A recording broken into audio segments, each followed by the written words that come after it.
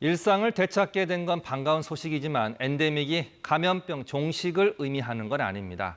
최근 확진자가 다시 늘고 있는 만큼 개인 방역이 더 중요한 시점인데요. 이재갑 한림대 강남성심병원 감염내과 교수와 함께 자세히 진단해 보겠습니다. 교수님 어서 오십시오. 네, 안녕하세요. 오랜만에 뵙습니다. 네, 오랜만입니다. 자, 원래 계획보다 조금 앞당겨진 방역 완화 조치입니다. 다음 달부터 시행되는데 교수님 보시기에는 좀 시기적으로 적절하다 이렇게 보십니까? 일단 뭐 사회적인 여건으로서는 이제 뭐 엔데믹 선언 정도 어떻든 이제 가능한 시기로 보고 있고요. 워낙에 5월, 7월 두 단계로 나누기를 했는데 전반적으로 전 세계적인 상황, WHO의 결정 상황 이런 것들을 고려해서 좀 당긴 거는 맞습니다. 다만 저희들이 고민해야 될 것들은 엔데믹이라는 게 바이러스의 위험이 사라지는 게 아니라 바이러스의 위험을 우리가 감당하면서 살기로 결정하는 부분이기 때문에 그렇기 때문에 특히 이제 이런 것으로 인해서 피해를 볼 수 있는 취약한 계층들에 대해서 우리가 얼마나 준비됐는가에 대해서 고민을 좀 해볼 필요가 있다고 생각이 듭니다. 네, 그래서 뭐 위드 코로나 이런 말이 나오고 있는데 앞서도 보셨지만 제일 크게 달라지는 게 격리입니다. 네. 자, 7일 격리 의무에서 권고로 바꿨습니다. 자, 그러면 코로나에 걸리면 뭐 직장인들, 학생들 어떻게 대처하면 됩니까? 예, 일단은 이제 학교 같은 경우에는 아무래도 확진자에 대한 이제 격리 조치, 이제 학교에 출석하지 않도록 하는 건 분명히 계속 지켜질 거고요. 일단 일반적인 직장들도 대부분의 직장들은 이제 병가를 주는 형태로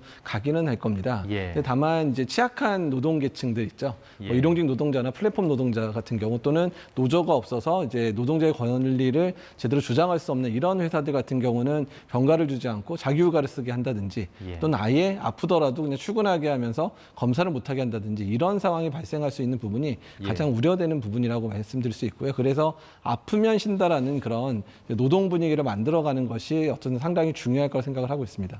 자, 그런데 뭐 쉬면 굉장히 좋겠죠. 근데 쉴 수 없는 직종에 있는 분도 계시고 또 쉬고 싶은데 회사 상사가 눈치를 줄 수도 있는데 자, 만약에 코로나에 걸렸는데 그런 것 때문에 그냥 출근을 했다. 그러면 이 코로나 감염 확산될 우려가 더 커지지 않겠습니까? 그렇죠. 이제 그게 가장 큰 문제입니다. 이제 본인이 증상이 있으면 쉬고 또 쉬는 상황에서 검사를 해서 코로나19가 맞는지를 확인을 받으면 이제 격리할 수 있는 상황이 되다 보니까 지금까지는 이제 그런 게 직장 내 확산 상황을 좀 줄일 수 있는 상황이 됐는데 이제는 앞으로 그런 분들이 이제 검사를 꺼린다든지 본인의 뭐 만약에 회사에서 개인 휴가를 쓰라 그래서 본인이 나는 내 휴가 쓰기 그래서 출근을 하게 된다 그러면 직장 내 집단 발병이 생기게 되면 오히려 업무의 연속성이 깨지는 상황이 발생할 수도 있거든요. 그래서 회사 차원에서는 이제 코로나19 의심되는 증상을 가진 사람들을 어떻게 할 건지에 대한 고민을 해야 될 시기가 된 겁니다. 회사도 회사지만 개인도 좀 지켜야 될 것은 지켜야 될 것 같은데 자, 또 한 가지 변화는 마스크입니다. 뭐 아직 대형 병원, 요양시설 등에서는 마스크를 쓰는데 약국, 또 동네 의원에서는 마스크를 썼는데 그게 권고로 바뀌었습니다.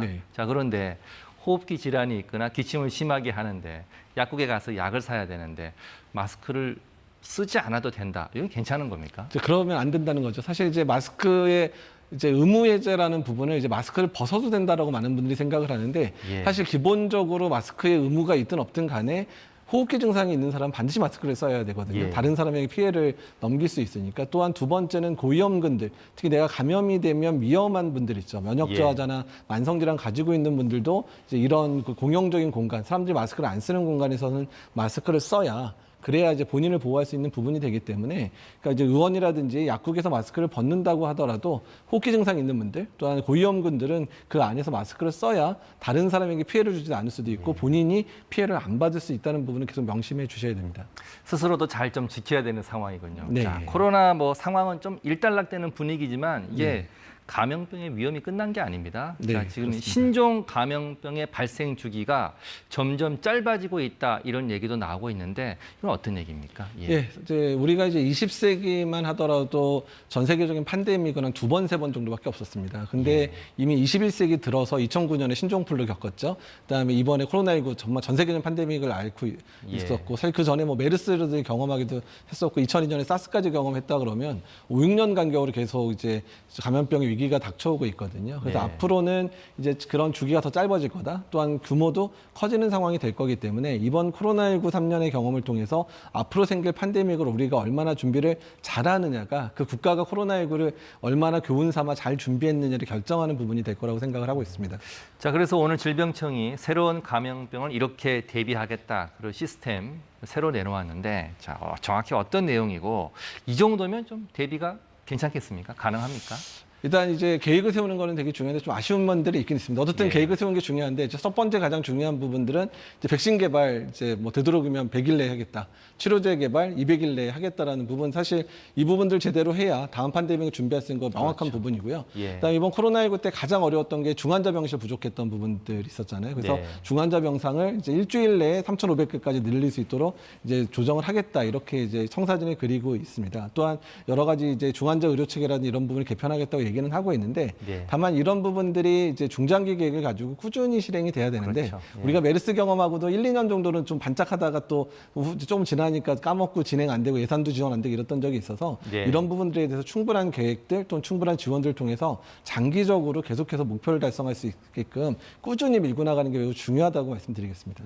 계획도 중요하지만 실천이 더 중요하다 이 말씀이신데 자, 뭐 코로나 끝난 게 아닙니다. 계속 감염 위험이 있는데요. 지금 코로나 환자도 조금 다시 늘고 있습니다. 자, 그러면 자, 일상으로 돌아가도 우리가 꼭 지켜야 되는 방역 수칙 좀 간단히 설명해 주시죠. 일단 개인위생 수칙 지키셔야 되는 거. 아까도 말씀드렸지만 호흡기 증상 있는 분 분명히 집에서 쉬어야 되고 마스크 꼭 착용하시는 부분들이고요. 그다음에 이제 예방 접종이 이제 연례 접종화 될 겁니다. 매년 한 번 맞는 접종이 될 건데 그때 고위험군들, 특히 노령의 환자분들이라든지 또는 이제 만성 질환 있으신 분들은 연례 접종 때 독감 예방 접종 우리나라 65세 이상 80% 맞는 것처럼 코로나19 예방 접종도 그만큼 접종을 해주셔야 건강하게 또한 이제 1년을 지낼 수 있는 터전이 될 수 있기 때문에 이런 기본적인 개인 방역 수칙이 오히려 지금의 엔데믹 상황에서 훨씬 더 중요해진다는 부분들을 꼭 알고 계셨으면 좋겠습니다.